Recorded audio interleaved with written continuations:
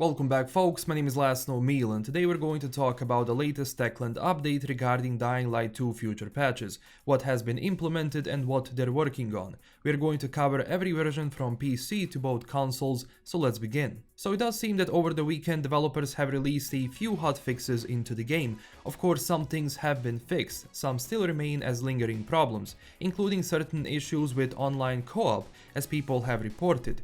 Including allegedly having a glider and then joining a match with your friends can cause a death loop. I mean, I cannot confirm it personally, but some people have been saying that on social media. So when it comes to PC specific improvements and fixes, for implementations they have solutions for various game crashing bugs and situations that could cause infinite black screens. Also when it comes to body replication in co-op, that is also coming in a fix, and also DLSS improvements, issues with players that couldn't sell valuables to vendors.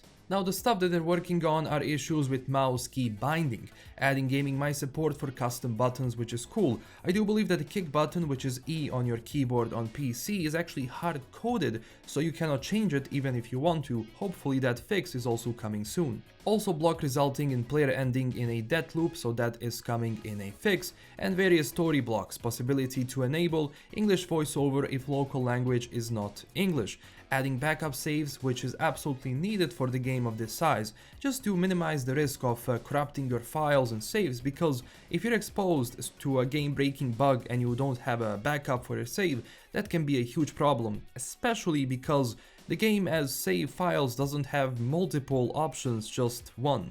And they're also exposing additional video settings, and other visual bugs are also getting fixes. On the PlayStation side, they are ready to implement fixes to connection stability, then having players randomly disconnect and other game crashing bugs like PC version had. They're also adding various balance improvements and performance optimizations, also fixing the fast travel limitation bug and also flickering issues. When it comes to the stuff they're working on, pretty similar to PC version, along with adding new settings even on console, which is very nice. For Xbox, they're also adding same fixes when it comes to players disconnecting and game just crashing, because those issues are across the board.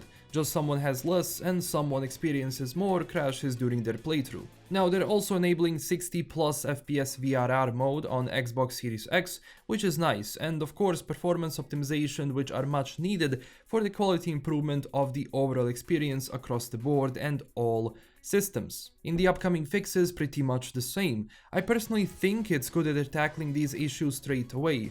People experience has been varied so far. I had an issue last night in co-op where I couldn't open anything or interact with stuff, had to restart the game and enter my own lobby in a single player, option in a sense to work, because otherwise it simply wouldn't. And also people have been asking about the future updates of Dying Light 2 when it comes to content. Now for all of those who are not aware, Techland has actually posted a roadmap where they promise 5+ years of support for this game. Because in February we're getting factions inspired free DLCs, in March a set of challenges, in April a series of events mutated infected, which is very cool, also in May a second set of challenges, and in June a first paid story DLC.